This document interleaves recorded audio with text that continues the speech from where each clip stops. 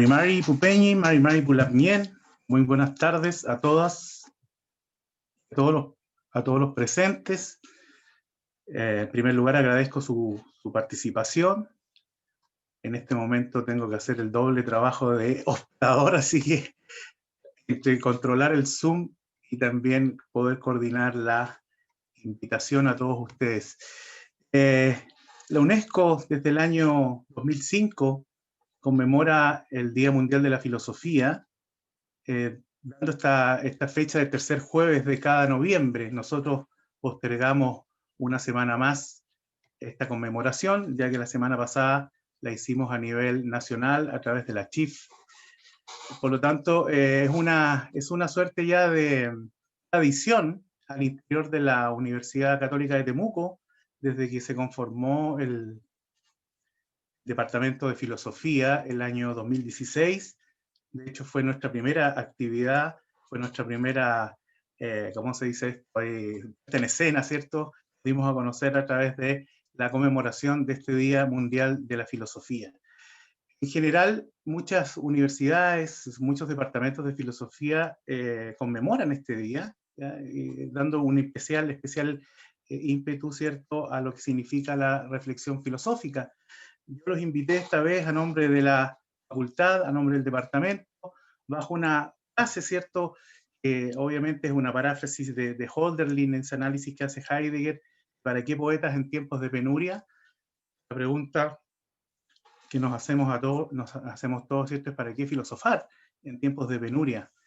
Para eso hemos invitado a dos grandes filósofos y filósofas, en este caso, para que puedan compartir con nosotros, no tanto, yo les pedí, no tanto así una clase magistral, ¿cierto?, sino más bien la experiencia misma de la filosofía, lo que significa para nosotros ser el último, o depende de cómo lo veamos, la primera facultad y el primer departamento, ¿cierto?, si nos vamos a Viayala desde el sur al norte, en impartir la carrera de filosofía, en épocas, ¿cierto?, donde en todos lados pareciera ser que lo que quieren es eliminarla, cerrarla.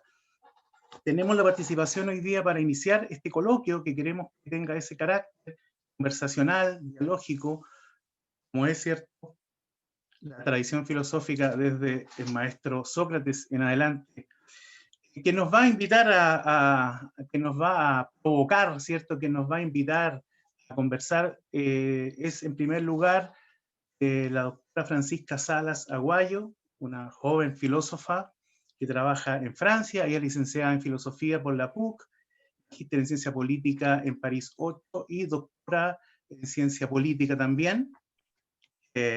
La presentación que hacíamos en el afiche, ¿cierto?, sabemos que entre otras universidades trabaja en la Universidad de Descartes, y queremos también que desde su propia experiencia como una filósofa, ¿cierto?, latina en Europa, cómo ve la filosofía Europa, cómo nos ven desde Europa y cómo ha sido su propia inserción. Junto a Francisca, un gran amigo de la Universidad de la Frontera, Samuel Herrera Balboa, que pertenece al área de la investigación filosófica de la UFRO, es doctor en filosofía por la PUC, y su área de investigación fundamentalmente es la filosofía de la naturaleza, la filosofía moderna. Tenemos un diálogo muy fecundo con los colegas y amigos de la UFRO, de un tiempo a esta parte. Somos también un poco la idea, ¿cierto?, de invitar a Samuel como alguien que de Santiago la filosofía lo trajo a Temuco, así como a mí desde Concepción la filosofía me trajo a Temuco, y en qué sentido, ¿cierto?, podemos hoy día proyectar el quehacer filosófico desde la provincia. Dicho esto, le dejo la palabra para que nos dé su saludo Javier Auís, quien es el director del Departamento de Filosofía de la Universidad Católica de Temuco. Buenas tardes a todos, a todas. La verdad que es un gusto tenerles ahí, bueno, y podernos vernos al menos de esta manera, ¿no? Un poco como ha dicho Fernando, pues la verdad que estas iniciativas también tienen que ver con el propósito, ¿no?, digamos, formalizar los estudios de filosofía en esta región de Chile. Conmemora, por supuesto, el Día de la Filosofía, pero para nosotros también conmemora algo muy interesante, y es el hecho de que por primera vez vamos a poder tener a nuestros estudiantes de la licenciatura participando, escuchándolos, aprendiendo el oficio, como nosotros solemos decir. Así que creo que no hay mejor manera, con esta diversidad de rostros, de personas, unas que nos conocemos, otras que ya son muy familiares. Así que yo no quiero más que darle las gracias, la bienvenida, y que efectivamente, bueno, se repitan, ¿no?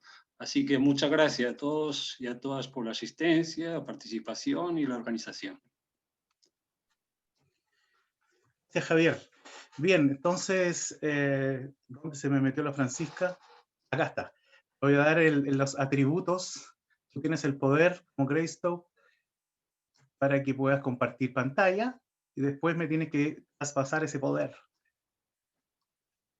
Dejamos entonces a Francisca Salas, doctora en filosofía, quien desde Francia nos está acompañando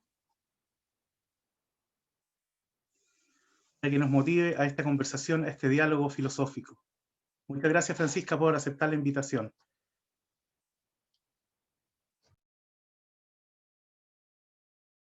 Bueno, muchas gracias a ustedes por invitarme.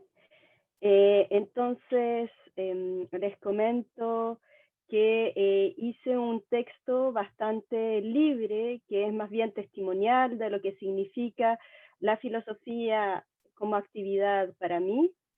Y bueno, dicho esto, entonces quisiera también agradecer esta invitación del profesor Fernando Fuica y en extensión también a la Universidad Católica de Temuco.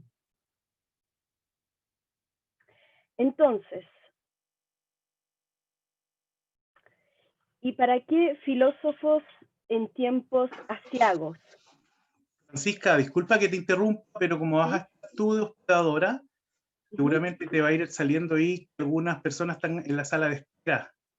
Perfecto. Para que tú le des el Sí, yo las voy a disculpa aceptar. que ya para la próxima vamos a organizar mejor Bueno, esto, pero uno también ya. aprende todo esto Ya. positivo. Gracias, Francisca. De nada.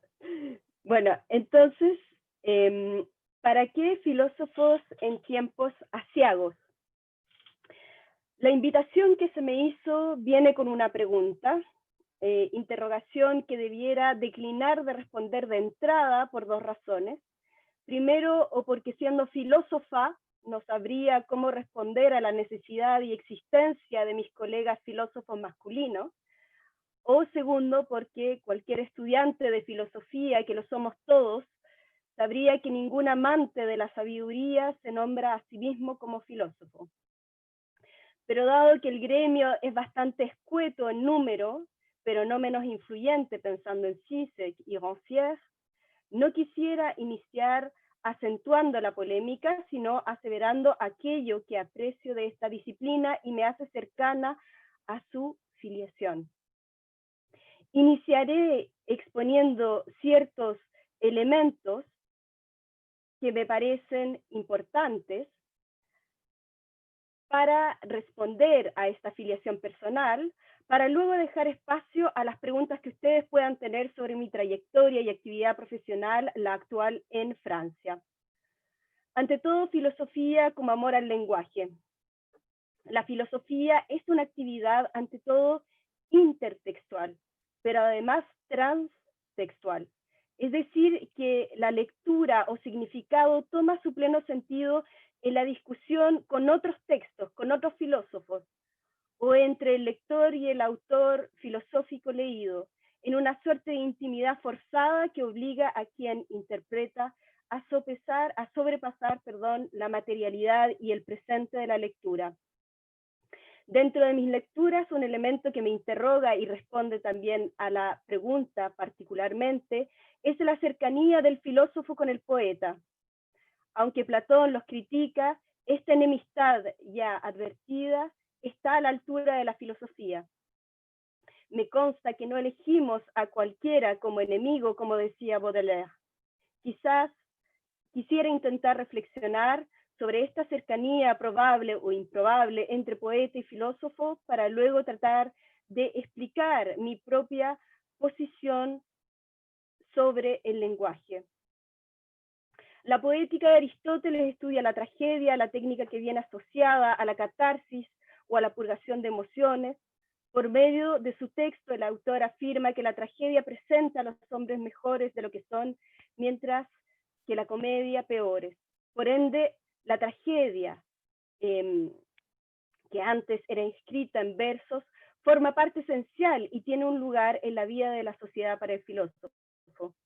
Friedrich Hölderlin, poeta y pensador alemán que se inscribe en la corriente del idealismo cercano a Schelling, interesó ciertamente a Hegel. Este poeta, Hölderlin, señala en su texto El Hiperión: hay olvido en toda existencia, un callar de nuestro ser, que es como si lo hubiéramos encontrado todo. Quizás advirtiéndonos sobre nuestra existencia, cómo nuestra existencia se nos oculta, y cómo esta dimensión no evidente forma parte esencial de nuestro devenir. Quizás por esa misma fuerza e influencia es que Hegel define la idea de un espíritu desgarrado cuando piensa en el devenir histórico del espíritu, es decir, en un espíritu que tiene la capacidad de desgarrarse para cumplir su devenir.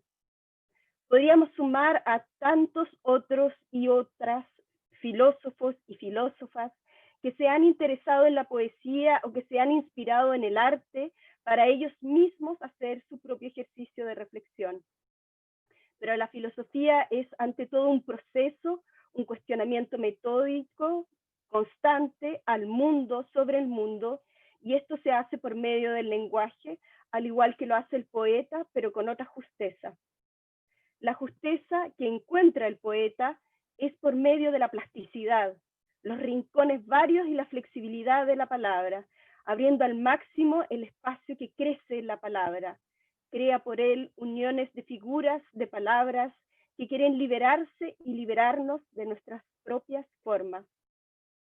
En la mano de los poetas, las palabras se expanden, se asemejan a la justeza que debe tener el filósofo, pero de otra forma. Como ya dije, el filósofo, para poder escribir con palabras justas, necesita estudiar, comprender, sopesar los debates y acercarse a la asertividad del peso de la palabra, a su filo. Es en ese sentido que la justeza de la filosofía implica una asertividad temporal extraña, y esto se parece al poeta. La justeza de la palabra es en la adecuación el kairos. Decir lo justo en el momento preciso es la ocasión precisa, el instante preciso. Por ejemplo, pienso en John Locke y su tratado sobre la tolerancia, cuando en pleno siglo XVII Luis XIV revocaba el edicto de Nantes, desatando el asesinato y persecución de los protestantes. Pienso en cómo John Locke habló del lugar del hombre en la sociedad en plena guerra fratricida entre protestantes y católicos. En ese contexto pensó con justa razón en la necesaria separación entre el poder político y el religioso, la libertad de conciencia y la tolerancia religiosa. Pienso también específicamente en Jean-Jacques Rousseau y Voltaire, que no siendo contemporáneos a la Revolución Francesa, adecuaron sus palabras al mundo venidero. Pienso en Voltaire escribiendo Cándido para reírse no solo del ingenuo de Leibniz, sino para reírse de la inmundicia en la que se expandía el hombre sometido a la inclemencia del siglo XVIII. Pienso en Hannah Arendt, esta filósofa alemana que no solo se exilió en Estados Unidos, sino que pasó tiempo por los campos de concentración alemanes en Francia, y que siguiendo el juicio de Nuremberg levantó un análisis que le valió la crítica de su familia, de sus amigos judíos, que consideraron su texto como muy tenue, casi como una justificación de los asesinatos judíos de la Segunda Guerra Mundial, y no como lo que era el desmantelamiento de la máquina del horror y la neutralidad humana. Por tanto, quienes practican la filosofía no necesitan solo la justeza de las palabras para pensar en los mundos posibles y la proyección de mundos mejores, sino que necesitan conquistar su existencia para eventualmente lograr decir lo justo en el momento preciso. Este amor al lenguaje compartido por los poetas tiene dos componentes que son para mí fundamentales.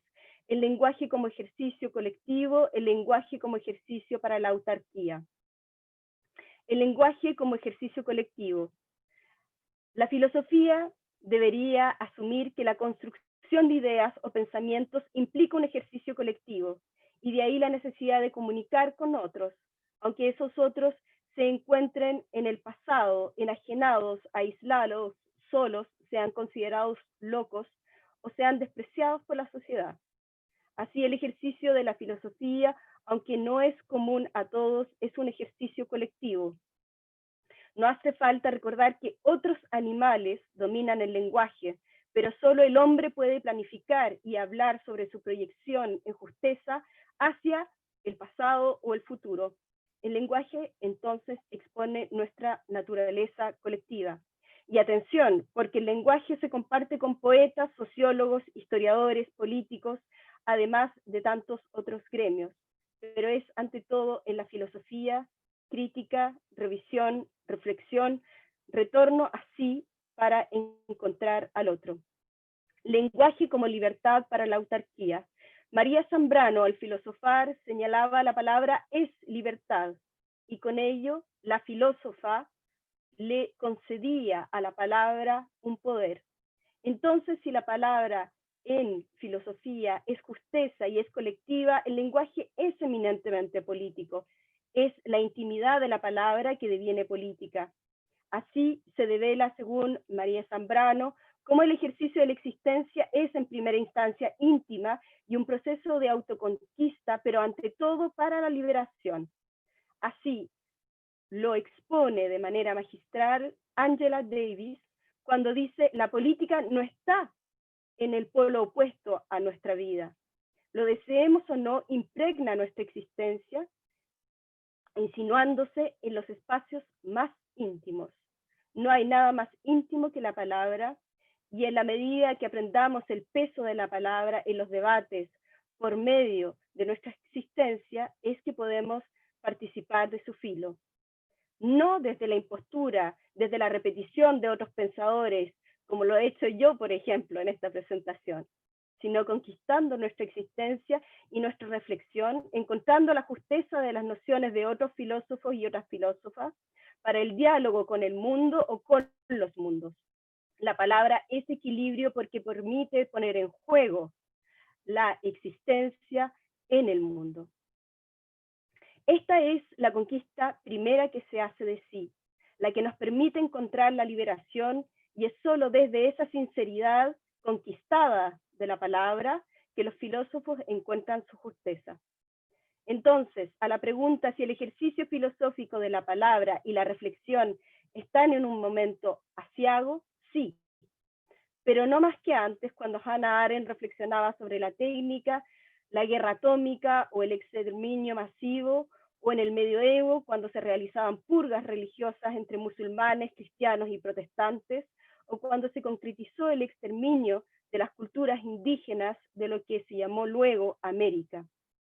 El momento es aciago para nosotros, para nuestra existencia, y en ese nosotros está mi invitación. La invitación de hoy es la conquista de la palabra, es la reflexión que intenta manifestar esa palabra, es la que puede hacer que ustedes sean, quizás, mis futuros colegas. Así, la actividad filosófica es ante todo una actividad que se conquista en el ejercicio de la expresión afirmativa de la existencia, es decir, la conquista de la libertad de la reflexión. Es una autonomía que busca en su conocimiento su liberación.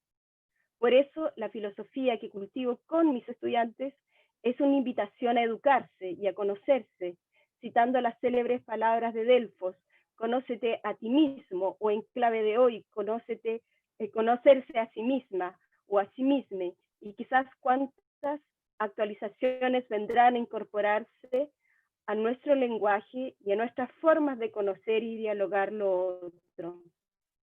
Quisiera terminar con una frase de Ionesco: vouloir être de son temps, c'est déjà être dépassé, que traducido al español es que superado. Muchas gracias. Ahora voy a dar el poder, como dice Fernando a él.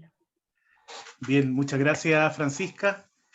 Ya de inmediato me hago la autocrítica, ¿cierto? De filósofo y no también filósofas. Así como la primera vez puse en una gráfica solo filósofos eurocéntricos, invitando al primer Día Mundial de la Filosofía, bueno, también me pusieron ahí en orden rápidamente. Muchas gracias, Francisca. Damos paso ahora, por favor, al profesor Samuel. No sé si necesitas presentación. Está sin audio. Como siempre, primero, bueno, muchas gracias a todos, a todas. Hoy me sentí contento porque como recordé que iban a estar los estudiantes, dije yo, bueno, es la primera vez que los conozco, me voy a poner hasta corbata, así es que el minuto creo lo ameritaba. Así que primero, bueno, buenas tardes a todas, a todos. Quisiera agradecer la amable invitación del profesor Fernando Fuica, director de la carrera de Filosofía de la Universidad Católica de Temuco. Claro, evidentemente también agradecer las bonitas palabras que ha dicho Francisca Salas, porque, claro, el lenguaje, cuando digo bonitas palabras, es el sentido más digno de ellas, ¿no? Ojalá que lo que yo sigo diciendo tenga cierto sentido también en el conjunto de lo que uno esperaría en una jornada como esta, que justamente se me planteó como un espacio de diálogo. Así es que intentaré proponer un breve texto también para que a partir de esto podamos abrir los fuegos de la palabra. Entonces, sin más preámbulo, quisiera abordar la pregunta que se nos ha hecho para hoy, abriendo esta conversación a través de una brevísima reflexión relativa a la pregunta. Y dice, ¿y para qué filósofos en tiempos aciagos? Claro, la actualización de filósofos y filósofas en tiempos aciagos me parece ser absolutamente necesaria. Mi plan breve es intentar clarificar la pregunta a través de dos momentos. El primero, abordando el problema para enunciar, al menos enunciar la idea de que para la filosofía los tiempos siempre son aciagos y que la acción del filósofo o la filósofa no depende de los tiempos, aunque es evidente que los tiempos pueden ser un acicate para la reflexión. Y el segundo, que filosofar hoy tiene un desafío increíble de defensa del valor de la filosofía, pensando por sobre todo en nuestro momento histórico, en el lugar donde estamos. Y si en estos 10 minutos al menos logro explorar, dejar enunciados estos temas, creo que habré hecho lo mejor posible para que su paciencia haya valido la pena. Lo primero sería pensar una pregunta complementaria a la pregunta inicial. ¿Y para qué filósofos en tiempos amables? O de otra manera, si hubieran tiempos amables, el filosofar, y con ello las filósofas y los filósofos, ¿serían innecesarios? Parece que en cada tiempo el filósofo siempre se siente molestado, insatisfecho por los entes, por las cosas, por los fenómenos, o por sí mismo, o por el ser. De algún modo, la realidad del mundo es siempre insatisfactoria para el filósofo o la filósofa. En este sentido, todos los tiempos para el filosofar son un poco desgraciados. Inclusive en momentos cuando la sociedad no es consciente de ello y que por lo tanto ella no reclame respecto de lo que vive en la tranquilidad y el bienestar. Hay algo que le molesta a quien ama el saber, a quien desea saber. En este sentido, el filósofo o la filósofa de algún modo sufre y se sufre a sí mismo. Y ello es directamente afectado por dichas preguntas. Para clarificar estos aspectos, primero podemos imaginar una sociedad en armonía con la naturaleza, con una convivencia pacífica y una buena vida entre los seres humanos. Imaginemos una suerte de sociedad ideal. Allí, los seres humanos tendrían un modo de vivir y un modo de comprender. ¿Qué se preguntaría el filósofo en dicha sociedad? Tal vez el filósofo se preguntaría por su propio ser, o por los principios y las causas de dicha armonía. Y tal vez deberá alejarse, pausar su ritmo y dejar en suspenso a la acción, detenerse y volverse al pensamiento. Luego, desde la aparente calma vivida por la sociedad, las preguntas que intentará resolver seguramente lo obsesionarán y lo perseguirán, y en los ojos del filósofo esa tranquilidad se transmutará en una inquisición necesaria y activa. Guardando las proporciones respecto de esta idealización, podemos recordar el contexto privilegiado de la sociedad ateniense en la cual vive Sócrates, quien, insistiendo en preguntar y en preguntarse, tuvo el final que conocemos. Luego, imaginemos un segundo caso, donde encontramos a una sociedad atribulada, apesadumbrada por su actualidad y más aún angustiada por su futuro. Su escozor puede ser un síntoma de aquello que de fondo se está jugando en su tiempo. El filósofo, de algún modo, debe salir de su inmersión desde la profundidad de la sociedad. Debe emerger, alejarse, pausar su ritmo, suspender la acción, detenerse y dirigirse al pensar. ¿Cómo no recordar a Wittgenstein en medio de las trincheras de la Primera Guerra Mundial, lugar donde, escuchando el silbido de las balas, se esbozaba lo que en un futuro se convertiría en el Tractatus?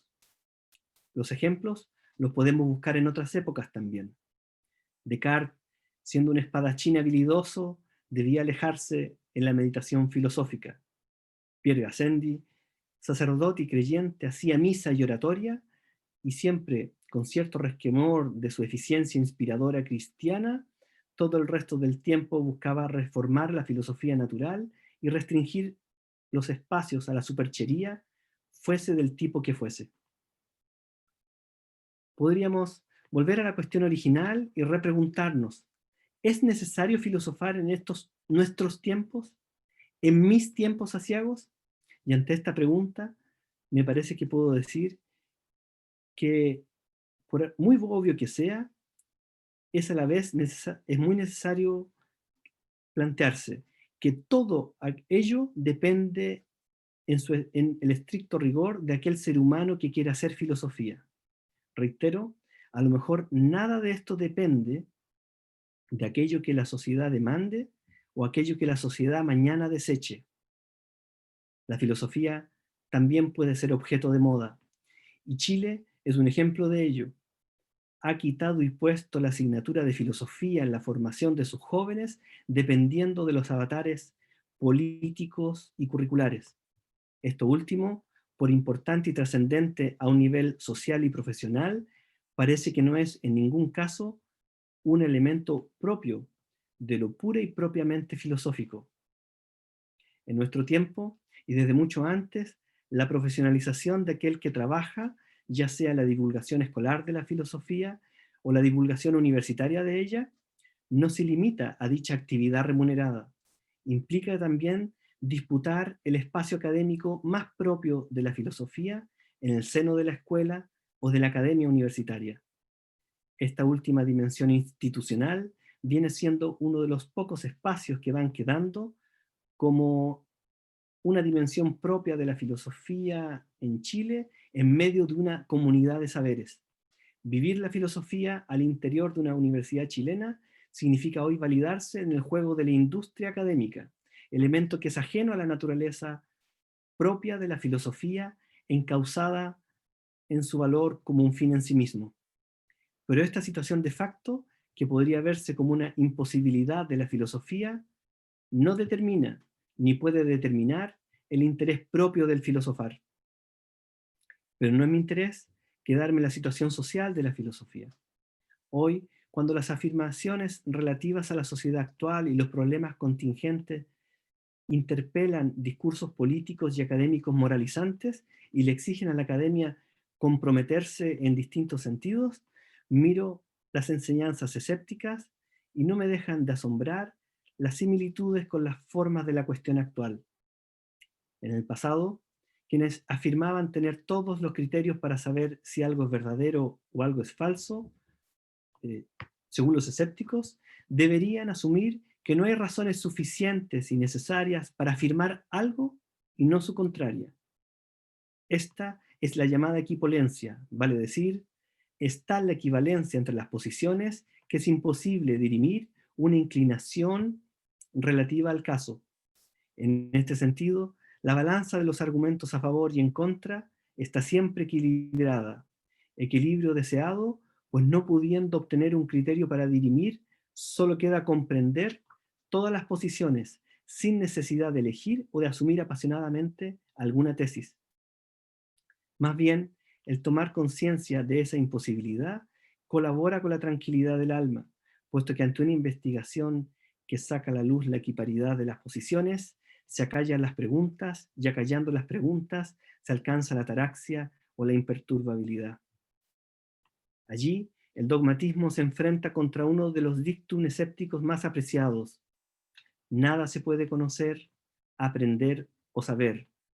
Michel de Montaigne sostendrá que en el siglo XVI que filosofar es dudar, y dudar es investigar y debatir como un o una aprendiz, y no resolver como un catedrático, entendiendo por al profesor que se basa directamente en los criterios escolásticos para dirimir lo verdadero.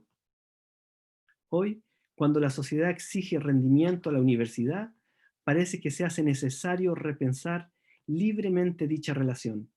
Y en esto, la filosofía nos puede mostrar elementos de los discursos subyacentes a nuestras instituciones.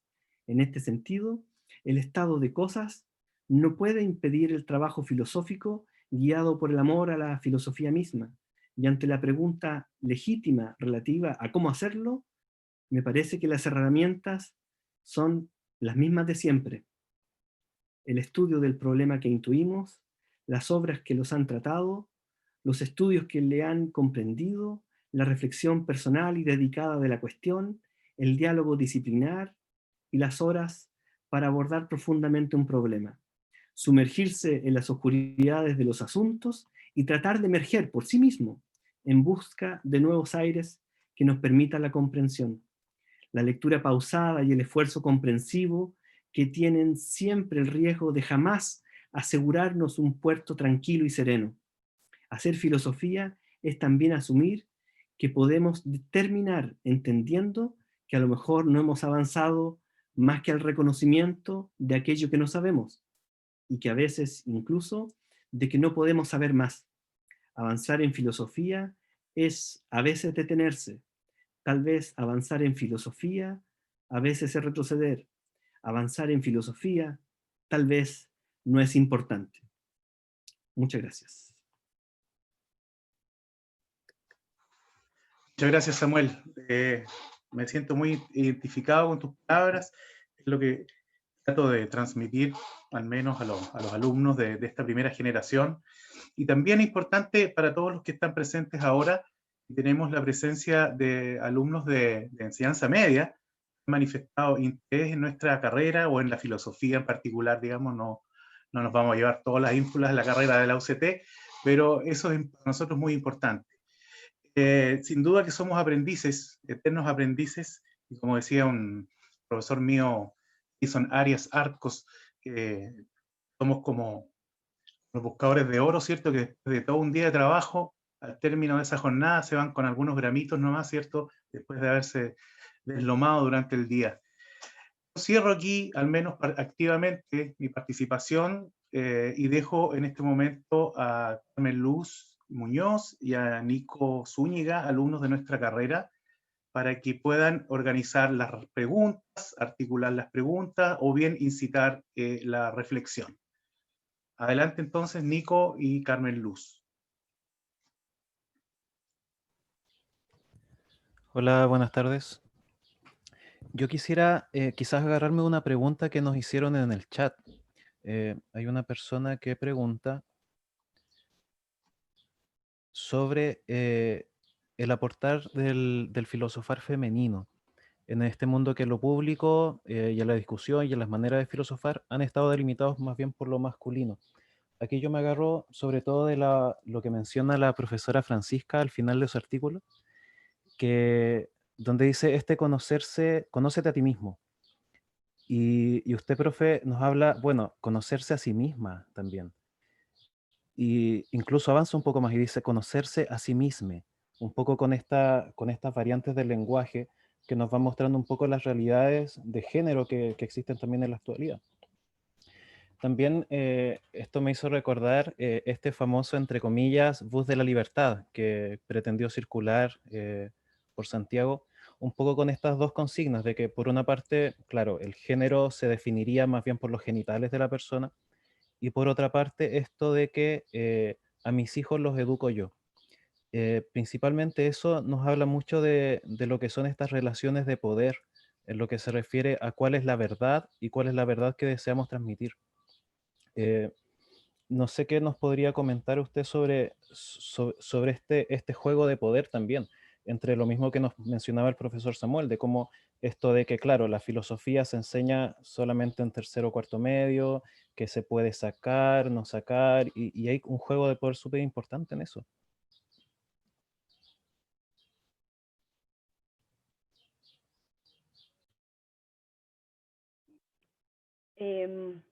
Voy a quizás poder, voy a hacer un poco de trampa, porque en estos momentos voy a sacar debajo de la manga, ¿no es cierto?, los estudios de ciencias políticas que son mucho más versátiles para poder responder como a elementos contextuales y pragmáticos. Primero, entonces, en relación a el género y la identidad, creo que es una buena pista aquellas palabras que ha dicho antes Beatriz Preciado y ahora Paul Preciado, que trabaja justamente sobre estas temáticas. Y él, en el fondo, lo que hace es develar cómo a partir del siglo, ¿no es cierto?, 18 y 19, se ha creado una sexualización de lo biológico. Por lo tanto, se le pone, ¿no es cierto?, a una hormona la idea de que esta hormona es masculina o es femenina. Pero la naturaleza misma no es gendrada, si usted quiere decirlo así. Por lo tanto, hay muchos elementos que tienen que ver con el acuerdo de los seres humanos y que esos acuerdos pueden también ir evolucionando. Creo que quizás lo interesante es por qué hoy día no basta con definirse a partir de una identidad sexuada, ¿sí? ¿Cómo nosotros podemos superar esa pregunta de la identidad sexuada por otros elementos que quizás pueden ser más interesantes, como puede ser el hecho de ver aquellos elementos que no se visualizan de una forma tan evidente. Es interesante también cómo estas formas de resistencia que crecen, ¿no es cierto?, en los márgenes, tienen también formas de reivindicarse a partir de la visualización de su identidad. Es decir, que en la medida que nosotros estamos en el poder, no necesitamos identificarnos con una identidad precisa, ¿sí? Pero las luchas que se hacen desde la periferia normalmente se hacen desde la reivindicación. Por lo tanto, hay, por ejemplo, reivindicaciones políticas identitarias que son fundamentales, como por ejemplo la Palestina, ¿sí? Por lo tanto, el juego de la identidad siempre debiese tratar de visualizar desde dónde nosotros estamos hablando, ¿sí? Creo que la identidad, como por ejemplo el problema que se plantea en Europa actualmente, es un problema también que juega con esos elementos de poder. ¿Quiénes son los europeos? ¿Sí? ¿Quiénes no son europeos? ¿Sí? ¿Quiénes son inmigrantes? ¿Quiénes, porque también eso es interesante, que los inmigrantes, ¿no es cierto?, que molestan no son los inmigrantes ricos, son los inmigrantes pobres. Por lo tanto, habría que preguntarse nuevamente por el tema de por qué hay que identificarse desde el ser mujer. ¿En qué momento el ser mujer empieza a ser un elemento que irrumpe, que molesta? ¿Sí?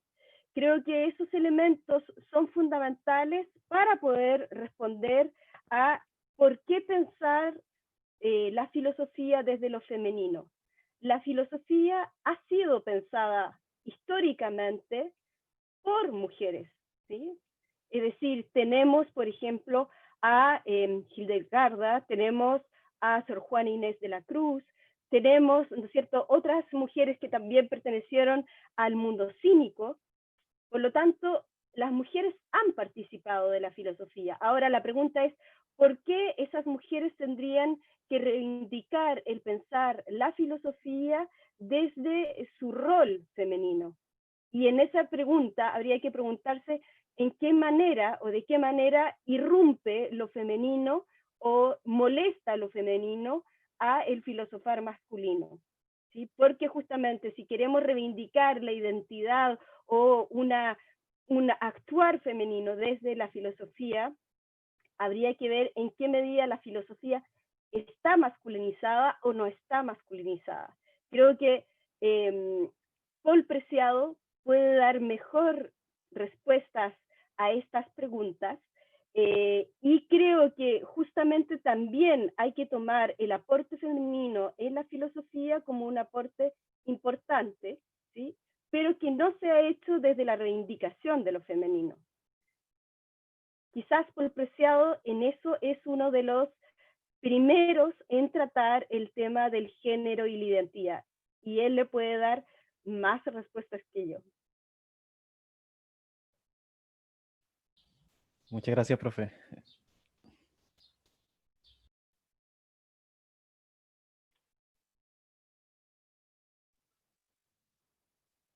Carmen Luz. Buenas tardes a todos. Bueno, antes que quede como en el tintero, quiero leer una pregunta que hizo, a ver, no alcanzo a ver acá el nombre. Ricardo. Comenta, una pregunta cruzada para los filósofos expositores. Para Francisca Salas hay interés en Francia por la filosofía latinoamericana. Para Samuel Herrera es importante pensar el lugar de enunciación filosófico en la realidad del Wallmapu. ¿Cómo respondería, profesor Samuel, con respecto a esta pregunta?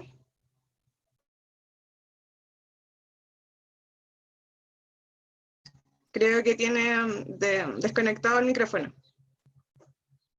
Siempre. Tengo unos perritos, entonces se van a escuchar siempre. Ahora los tengo ahí descansando. Vamos a ver si funciona. Mire, fíjese que, es que la pregunta que hace Ricardo, evidentemente, yo creo que él es un ejemplo de un buen modo de explorar la cuestión de la enunciación filosófica en la realidad del Wallmapu.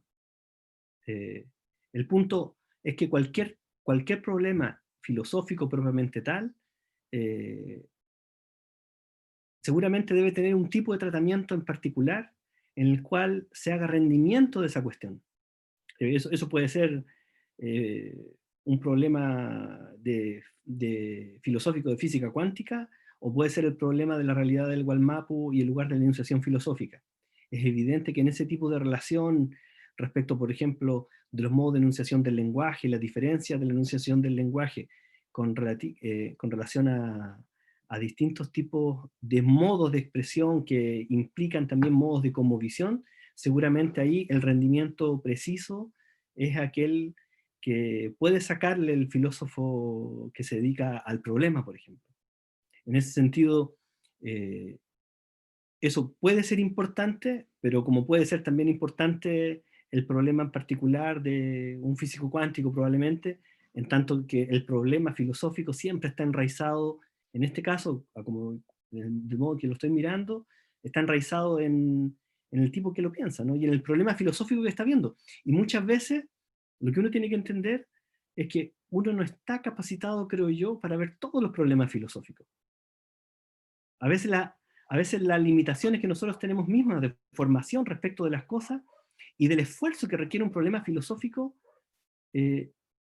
no son tan sencillas de abordar, porque los problemas obedecen a una naturaleza muy particular, muy preciada, muy requerida. Entonces, intentar ver la riqueza de un problema filosófico en otro depende de una sensibilidad filosófica muy grande también, ¿no? Y claro, Y ahí están los esfuerzos y la dedicación personal que requieren dar a los problemas filosóficos, ¿no? No me olvido de una profesora que una vez me preguntó ¿por qué no me dedicaba a la epistemología femenina? Me lo dijo así, ¿no? Entonces, claro, porque a uno le pueden interesar cuestiones epistemológicas en determinado sentido, pero eso sería como preguntarle, creo yo, a alguien que está habiendo hecho una carrera de 40 años para tratar de estudiar un problema que cambie de vida, ¿no? Yo creo que el problema de la filosofía justamente es que necesitamos dialogar con la gente que entiende mejor los problemas que uno, porque nos pueden clarificar y nos pueden mostrar nuestras propias limitaciones, ¿no? Aquello que efectivamente ignoramos y no conocemos. Es muy difícil afrontar un problema filosófico que no sea el propio. Evidentemente que todos tenemos ciertas herramientas que hemos ganado con el tiempo, que son reflexivas, que son o intentan ser de un amplio diálogo filosófico, pero aún así eso no es fácil, ¿no? Muchas veces nuestra inmensa capacidad de especialización nos pierde de poder enfrentar las cuestiones importantes que los otros nos quieren mostrar. Ahora, no querer dedicarse a una disciplina filosófica, a un espacio filosófico en particular, no tiene por qué significar desmerecerlo, mirarlos menos o, o, o derechamente pensar que eso no tiene ni un sentido. ¿Se fija? Ahora, también podríamos estar de acuerdo y podríamos aceptar que hay de algún filósofo que puede no encontrarle sentido a gran parte de ningún problema, ¿no? Eh, para, para determinados tipos de filosofía, efectivamente los problemas son solamente del lenguaje en un modo muy restringido y calculador del lenguaje. ¿Se fija? Entonces, es el problema creo yo, de si es importante pensar el lugar de enunciación filosófico en la realidad del Wallmapu. Bueno, depende también justamente de la importancia que le demos a los problemas filosóficos, y los problemas filosóficos nunca se cierran en un espacio, ¿no? Y por eso es que tenemos que dialogar, porque lo contrario no vemos qué es lo que está pensando el otro, qué es lo que nos quiere mostrar el otro. Eso es lo que yo puedo decir ahora, Carmen Luz. Bueno, muchas gracias. Ahora yo le voy a dar la palabra a mi compañero, Nico, para que continúe con la otra parte de la pregunta que quedó pendiente. Claro, sí. Lo que pasa es que en la pregunta que se hizo también había una involucrada con la profe Francisca. Así es. Porque claro, siempre hemos hablado un poco de que aquí en Latinoamérica nos centramos mucho en lo que es la filosofía europea. O sea, toda la filosofía, la historia de la filosofía que estudiamos es europea. Pero ¿qué pasa en los ambientes académicos franceses, por ejemplo, con respecto a la filosofía de otras partes del mundo, como es la latinoamericana? Bueno, ¿qué les puedo contar? Un poco sobre mi experiencia. Yo creo que la academia francesa es tan vasta como la academia chilena. Sin embargo, hoy día cuando nosotros hablamos sobre la academia francesa, que es una academia que es muy autocentrada porque tiene una tradición muy grande, por lo tanto, ya discutir sobre Montaigne, sobre Voltaire, sobre Rousseau, significa abrir la puerta a una gran cantidad de comentadores, a un debate muy grande y muy rico en términos de conceptos, y por lo tanto que venga, ¿no es cierto?, un, qué sé yo, latinoamericano, un asiático o alguien de afuera a discutir estos elementos, no es que sea visto mal, pero sí tiene que mostrar su valía, es decir, tiene que ser una persona que sea muy seria, que entienda muy bien cuáles son los conceptos que están en juego dentro del debate de la disciplina. Por otra parte, en relación al tema del pensamiento latinoamericano, la filosofía latinoamericana, hay espacios, ciertamente es que los hay. Hoy día los estudios postcoloniales, el tema de también, ¿no es cierto?, los estudios culturales, han abierto un espacio, ¿no es cierto?, para que cada uno puede aportar también desde su tradición. Es decir, hoy día acá en Europa hay muchas personas que están pensando elementos de, por ejemplo, el pensamiento femenino o las reivindicaciones latinoamericanas desde un prisma filosófico. Hay muchos autores que son invitados también a los laboratorios latinoamericanos a dar, ¿no es cierto?, su experiencia en relación a sus análisis de fenomenología, de otros tipos de análisis que son cercanos a los filosóficos, y yo creo que en Chile hay muestra de ese intercambio de la academia francesa con la chilena, porque hay muchos profesores franceses que traducen también sus textos en Chile, y eso sobre todo se puede ver en el dominio de la estética. La estética es uno de los espacios en Chile que es mayormente apreciado acá en Francia, con, por ejemplo, personas como Pablo Oyarzún, con otros autores, ¿no es cierto?, que han ido a hacer clases también allá en Chile. La sociología también es muy apreciada. Por lo tanto, hay espacio, siempre los hay, pero tiene que ser muy... los franceses aman mucho la crítica, aman mucho también la inteligencia, y yo creo que hoy día en el plano mundial se encuentran en desventaja, porque, vamos a decir, la academia americana ha avanzado voraz, ¿no es cierto?, por todo el continente latinoamericano, imponiendo también sus reglas de paper y de publicación, y los franceses entonces están tratando de ponerse al día, pero no se condice mucho con el ritmo que ellos llevan para la reflexión. Entonces, claramente en eso, yo creo que los franceses ven en Latinoamérica un aliado, es decir, se sienten a veces mucho más cómodos hablando con los latinoamericanos que hablando con americanos llamados, ¿no es cierto?, de Estados Unidos. Pero eso nuevamente depende mucho de la disciplina, depende mucho de la persona y depende mucho también de esas dinámicas que se dan muy a nivel personal también. Eso también es importante, cómo esa conexión se va dando a través de la experiencia de seminarios, de viajar, de preguntar, de acercarse a los profesores, de hacer buenas preguntas, de escribir buenos papers, buenos artículos. Eso. Muchas gracias, profe.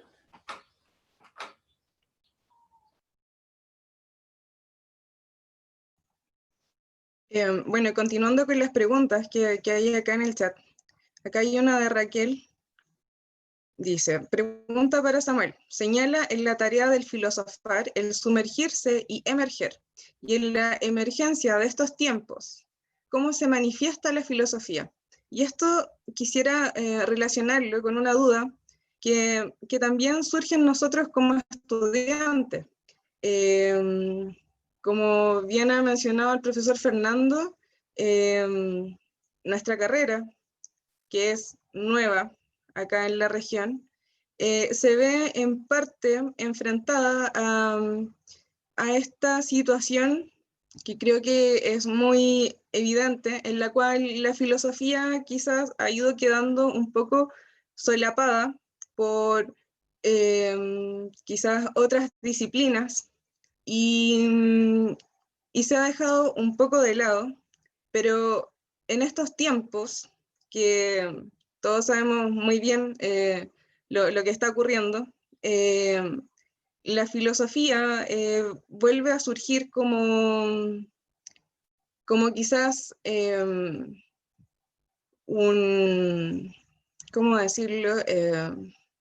Surge como un acto un poco rupturista en cuanto a que el saber no tan solo está condicionado a un área específica del conocimiento o a las especializaciones, sino que nos encontramos con la filosofía que abarca mucho y que quizás a raíz de todo lo que ocurre en estos momentos, nos hemos dado cuenta como sociedad de la importancia y también la necesidad de volver al diálogo, volver a reflexionar y así como la filosofía tiene esta cualidad tan característica que nos habla sobre la recursividad de ella, que la filosofía es un diálogo constante, no tan solo en el presente, sino también con el pasado.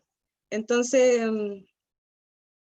¿cómo logramos de una manera eficaz que se manifieste la filosofía en la sociedad y que también llegue a todos? Porque, bueno, a continuación sigue una pregunta que tiene un poco que ver con esto también, que de repente el lenguaje filosófico o la filosofía como tal, de repente se siente un poco ajena o la gente la siente un poco ajena o como algo muy lejano, como algo que tampoco se entiende fácil.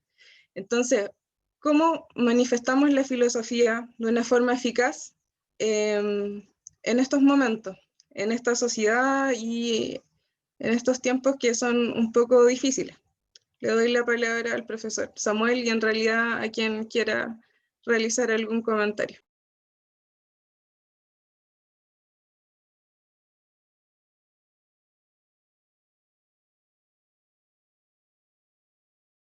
Hay muchas cosas comprometidas en el comentario que usted hace y que se pregunta, ¿no? Yo creo que la filosofía está viviendo hoy día un momento social, creo yo, extrañamente dulce. En los 90, los currículos filosóficos fueron prácticamente diezmados por la vuelta a la democracia. Miren lo que le estoy diciendo. El currículum se le siguió llamando de filosofía, pero en realidad era filosofía y psicología, y gran parte era psicología. Los profesores de filosofía hicieron un esfuerzo enorme por reconfigurar sus clases prácticas para hacer todo eso, etcétera, etcétera. Hace 3 años, aquí dentro del público, está gente que estuvo trabajando de forma directa con el Consejo, no sé si con, o no sé si contra, pero en conjunto con el Consejo Nacional de Educación y que estuvieron en las negociaciones directas, uno a uno, para que primero la filosofía no desapareciera. Evidentemente ahí concurrieron muchas más personas, incluso actividades públicas, etc. Y en ese contexto se asegura por lo menos se asegura la obligatoriedad de la filosofía, no solo para los colegios científico-humanistas, sino que además la obligatoriedad para los colegios técnicos y comerciales incluso. Vale decir, paradójicamente, hoy día estamos, con esa nueva reforma que van a comenzar en un año probablemente, cuando sea operativa, nos van a faltar 5.000 profesores de filosofía en Chile, si no más. Y sin embargo, en el sur de Chile siguen haciendo clases personas que no son filósofos. Siguen haciendo clases en la educación media personas que no son filósofos. Desde profesores de educación física hasta el mejor caso de los profesores de literatura y de historia. Es una realidad que vive toda la zona macrosur de Chile. Y eso es muy sensible porque la formación que viene es de mucha especialización en algún sentido. Retoma la posibilidad de que el profesor de filosofía realice clases de filosofía clásica en el mejor sentido posible de esos clásicos. Con espíritu crítico, etc. Pero es metafísica, epistemología, es ética, pero en la forma pura y dura, por decirlo así. Entonces, en ese sentido, parece que la sociedad efectivamente tuvo un giro hacia la filosofía, pero cuando usted me dice que la filosofía, efectivamente uno siente que es difícil hacerla llegar, nunca la filosofía ha tenido otro carácter, ¿no? Nunca la filosofía ha tenido un carácter ni público de mucha aceptación, ni masivo. Ojalá, entre más espíritus filosóficos se vayan cultivando e introduciendo las preguntas filosóficas, todo lo que cultivamos la filosofía y nos apasionamos por la filosofía, uno puede estar convencido de que esas preguntas le pueden ayudar a comprender aquello que hace o aquello que él es o aquello que ya es. ¿Se fija? Eso está ahí presente. Y sin embargo, yo me temo que no tenemos que estar del todo atentos a eso. ¿En qué sentido? Si fuera por eso, hace 3 años atrás, o hace 15 o 20 años atrás, tendríamos que haber dejado todo, tendríamos que haber cambiado nuestros planes y haber dejado de hacer filosofía. La filosofía es una carrera en Chile, una filosofía, una carrera dura. Nosotros que estamos en universidades que tenemos acá, por ejemplo, el profesor Rubén Leal, que hace algunos años atrás ya viene, no quiero decir cuánto, viene trabajando en filosofía en esta región. Tenemos al profesor Ricardo Salas en el mismo caso, y son gente que ha estado esforzándose por hacer filosofía y abrir espacios académicos y universitarios en filosofía. Es muy raro que alguien tenga que luchar al interior de una universidad para abrir espacio a la filosofía. Parece que lo que la universidad tendría que hacer es de suyo abrirle espacio a aquello que es lo más propiamente universitario de todos los saberes que ella tiene en su seno, que es la filosofía. Entonces, en ese contexto, y abro la conversación a los demás, no me extrañaría que tanto su generación de filósofos y filósofas como la nuestra, y como todas las anteriores hacia atrás, estén siempre en riesgo, estén siempre marginales o estén siempre en la lucha, ¿no? Eso no me sorprende en absoluto.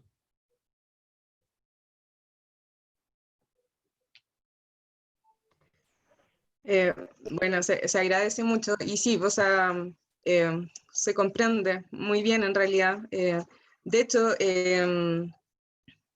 el profesor Fernando generó la instancia de que nuestras clases de antropología, en específico 3 clases, se hicieran de forma abierta. De hecho, la primera sesión se conectaron alumnos de cuarto medio y creo que esas instancias que efectivamente vienen desde la universidad ayudan un poco a ir disipando ese carácter un tanto esotérico que tiene la filosofía y acercarle un poco más a la comunidad. Y creo que efectivamente es una tarea muy difícil llegar, pero tampoco es tan imposible. Y creo que estas instancias como la de hoy mismo ayudan y contribuyen a que en realidad uno sienta la filosofía un poco más cercana.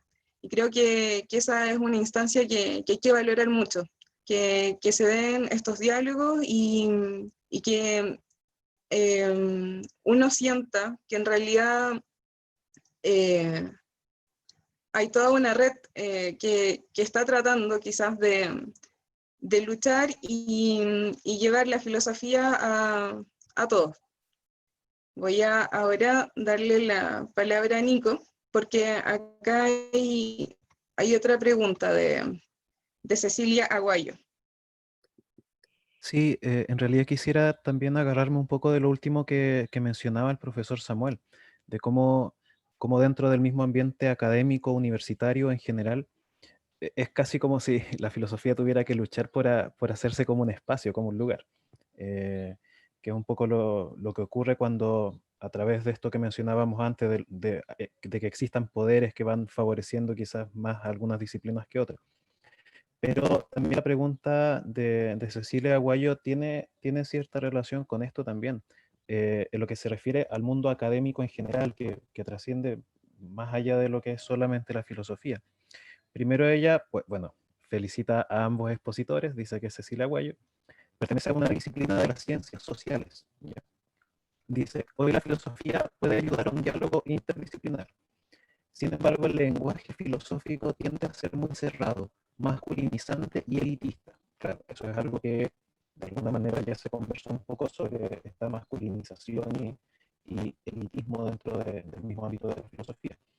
Pero claro, ¿qué piensas de él? No la dirige concretamente a ninguno de los expositores, pero quizás quién podría hacer algún comentario sobre esto del lenguaje, que tiende a ser de repente un poco críptico. Y hay que tener cierto avance dentro de los estudios de la disciplina como para poder comprenderlo bien.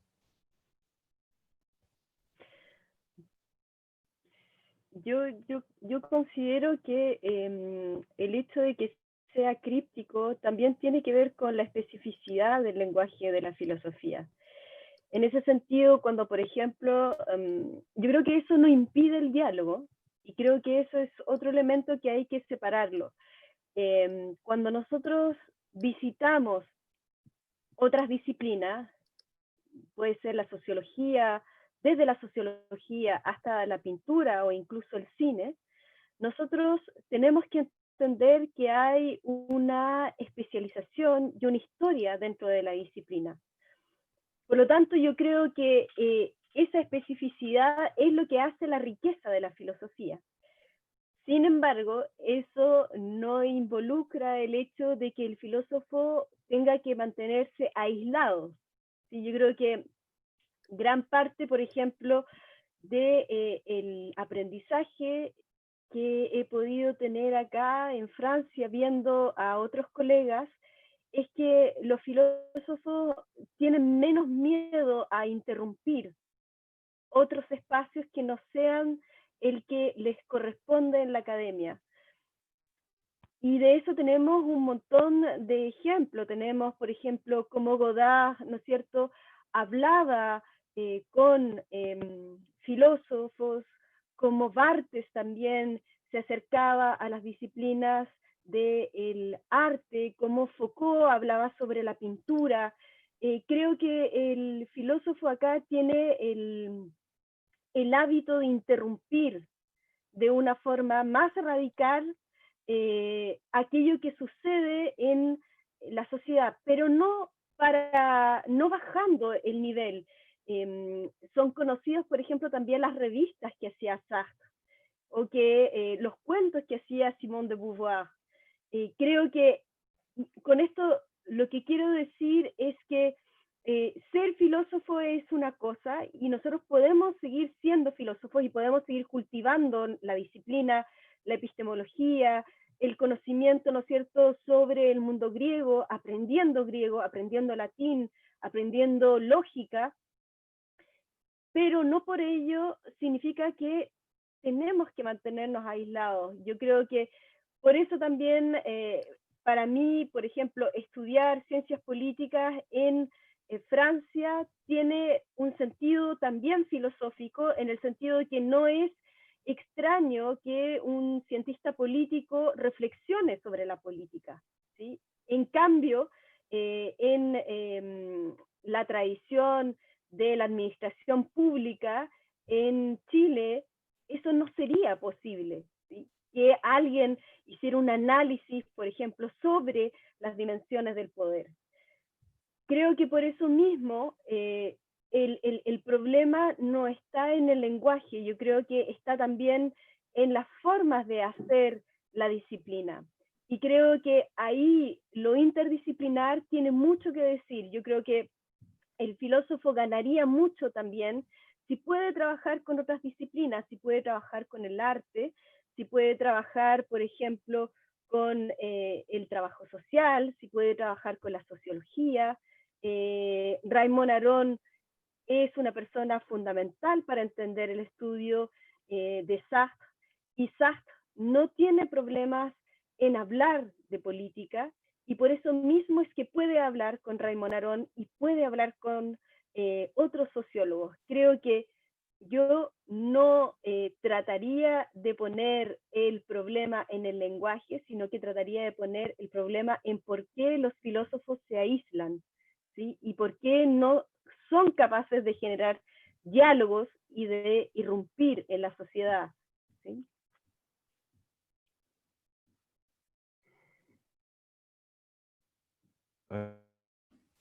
Muchas gracias, profe. Disculpa, Nico, sí, creo que puedes presentar la última pregunta y después dejamos un pequeño espacio ya para ir cerrando, a lo mejor aproximadamente a las 6, para abrir la cámara también. Los invito a que abran su cámara y su micrófono después de esta última pregunta que va a conducir Carmen Luz. Bueno, la última pregunta es de Benjamín Y dice que es para el profesor Samuel. Comenta, al hablar de los filósofos escépticos y de Gassendi, en su labor de espíritu crítico, ¿cuál debe ser el equilibrio entre la búsqueda de la verdad, la diversidad cultural y la superstición? Todo depende de... Gassendi era un espíritu muy epicúreo, le diría algo así como, mire, en realidad todo depende de lo que a usted le duela, ¿no? Si usted quiere mirar cuál es la verdad respecto de determinada cuestión, la que sea, bueno, esfuércese y vea qué es lo que tiene que hacer. Si usted quiere creer en Dios, usted quiere creer en que el mundo tiene alma, etcétera, etcétera, usted también lo puede creer. Pero lo que no puede hacer es intentar demostrarlo, es una deficiencia natural de la explicación que se basa en la creencia. ¿Se fija? Entonces ahí el límite es siempre el deseo de la tranquilidad del alma o de la búsqueda de la verdad. En ningún caso todo el mundo parece que está comprometido con buscar la verdad, ¿no? Depende del compromiso personal que uno tenga respecto de las cosas, y si hay alguien que le interesa, seguramente va a tener que transitar el doloroso camino de la verdad, ¿no? Si Trump quiere saber efectivamente lo que ha pasado, se va a tener que dar cuenta que perdió, ¿no? Aunque le duela, aunque lo niegue. Y si la verdad sea tan cruel con él, que lo va a tener que va a tener que ver que lo que él está pensando es una fantasía gigantesca. Se lo han dicho en todos los tonos, ¿no? Y lo sigue insistiendo y seguramente va a seguir así. Entonces, la pregunta es, respecto de la diversidad cultural, bueno, las culturas pueden creer lo que quieran. Eso no hay ningún problema, ¿no? Muchas veces lo que pasa es que tenemos costos con las creencias que nosotros mismos tenemos, ¿no? Pero eso le pasa a los pueblos indígenas, y eso le pasa a pueblos no indígenas del primer mundo y del último mundo, del que usted quiera. Todos tenemos costos respecto a nuestras creencias. Y es una cosa muy compleja, ¿no? Porque la gente tiene costos respecto de los prejuicios que tiene y con los cuales ha construido la vida que lleva. Eso no es una pregunta que pueda ser solamente apuntada a un tipo de pueblo. Es una pregunta que tendría que estar respondida por todos, ¿no?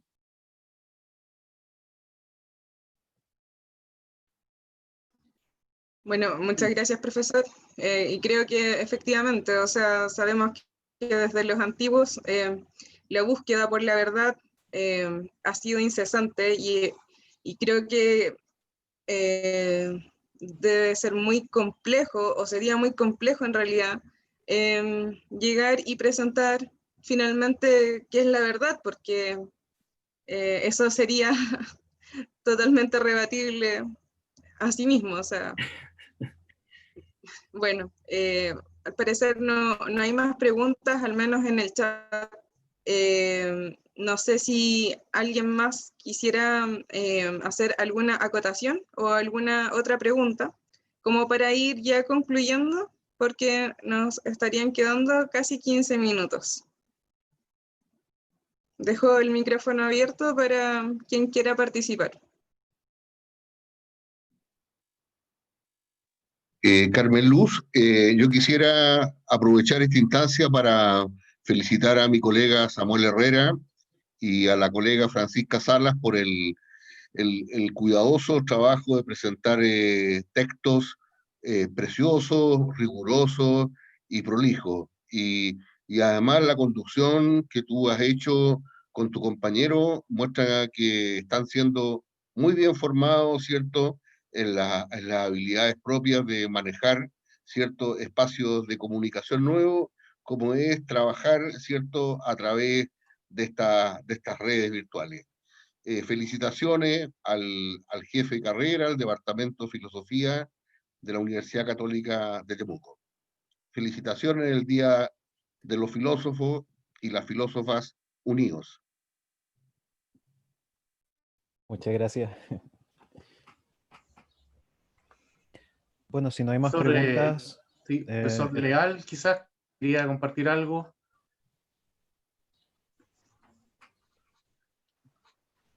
Gracias, buenas tardes. En realidad me da un poco de vergüenza.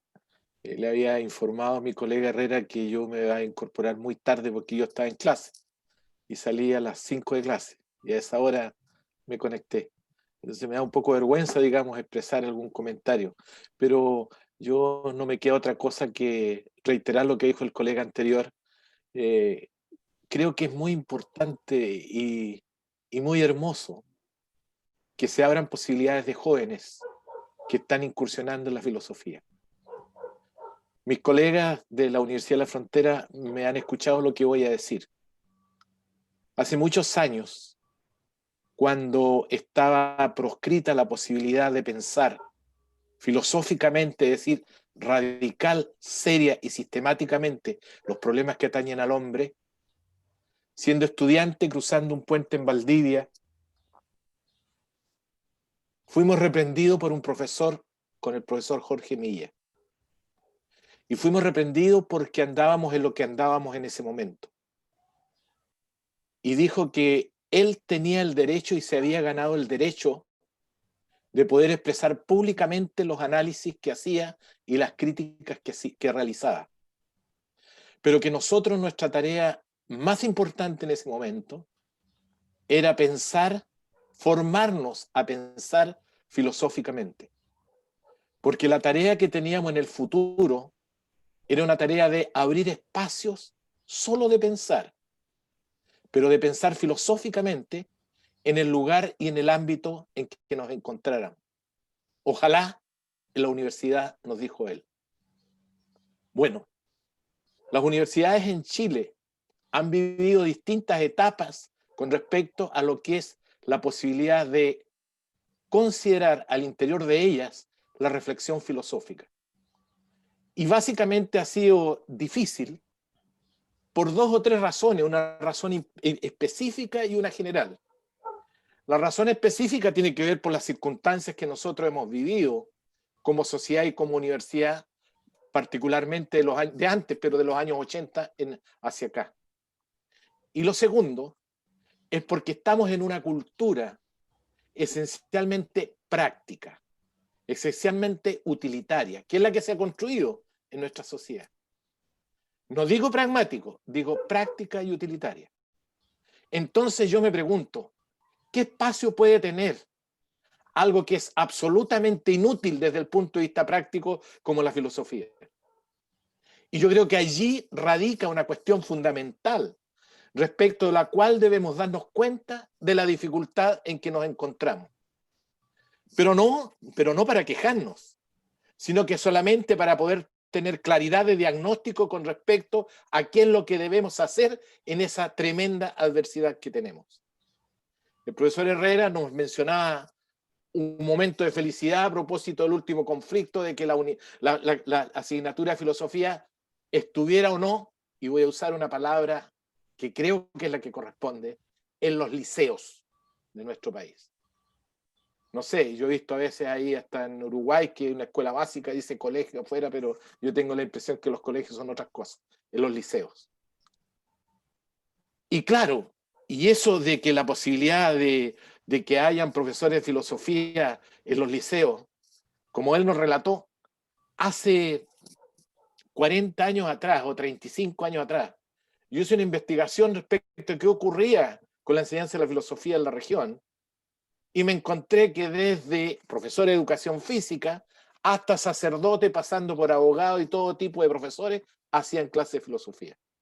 Parece que eso es menos hoy día,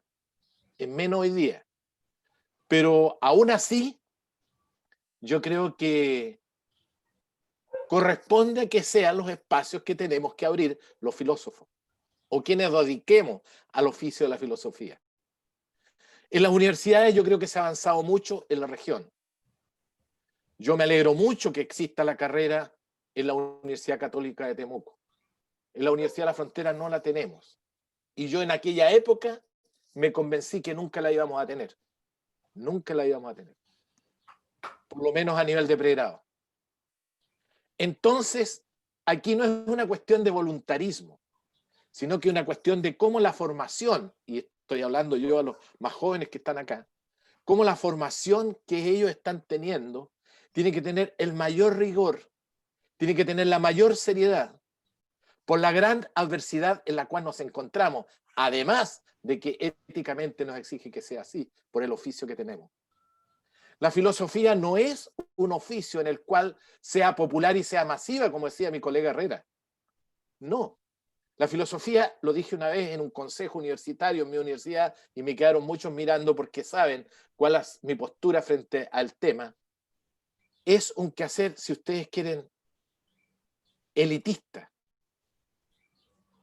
Pero es elitista desde el punto de vista del intelecto, no socialmente, del intelecto. Entonces la filosofía no es para todos.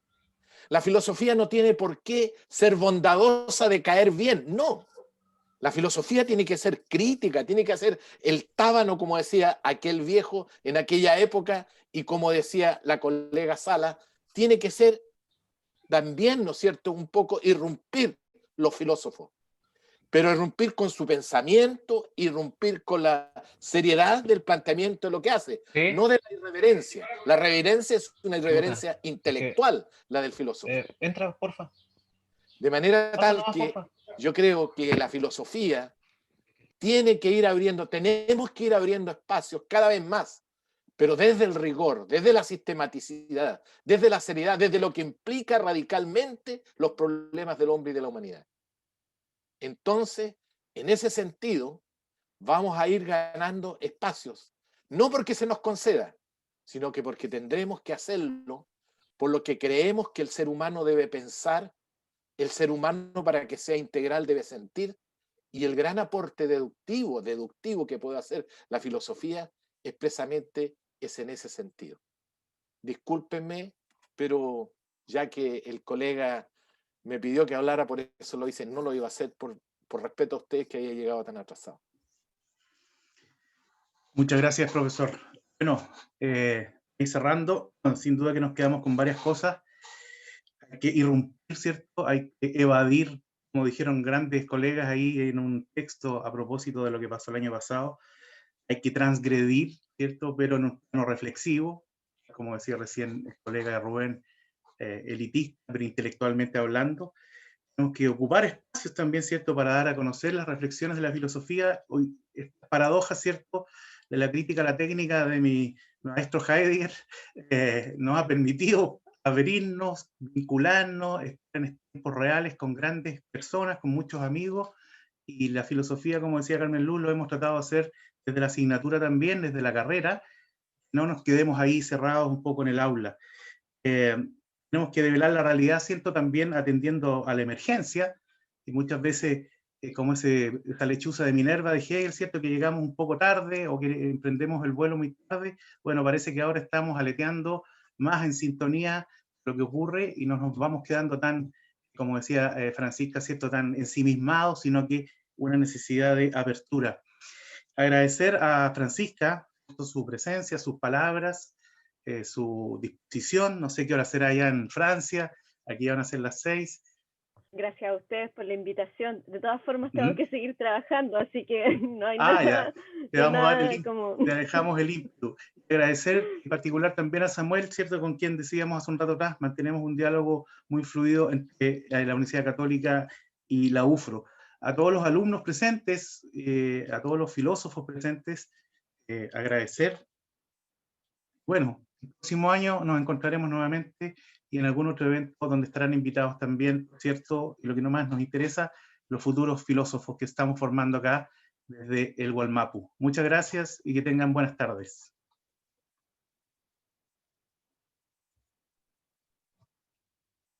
Adiós a todos. Chao, chao.